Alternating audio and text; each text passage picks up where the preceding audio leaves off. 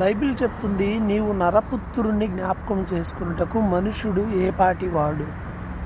నిజంగా ఈ ప్రపంచములను సృష్టించిన ప్రభువు మన ప్రార్థనలు విని మనకు జవాబు ఇవ్వటం, ఇంత సమీపముగా దేవుడు మనిషికి ఉండడం అనేది చాలా ఆశ్చర్యకరమైన విషయం. దేవుడు ప్రతి మనిషి ప్రార్థనకి జవాబిస్తున్నాడు. ఎంత ఆశ్చర్యం కదా. కానీ లోకాలను సృష్టించినటువంటి దేవుడు, ఈ సృష్టి అంతటికి ఆయన అధికారి.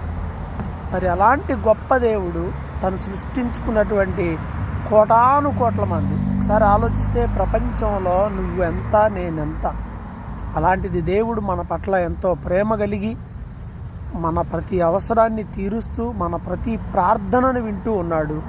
దేవుని దయ కోసం కనిపెడుతూ ఆలస్యంగా అవుతుందనేం బాధపడద్దు. దేవుడు దయ చూపించే కాలం ఇది. దేవుని మీద ఆధారపడితే దేవుడు కార్యం చేస్తాడు.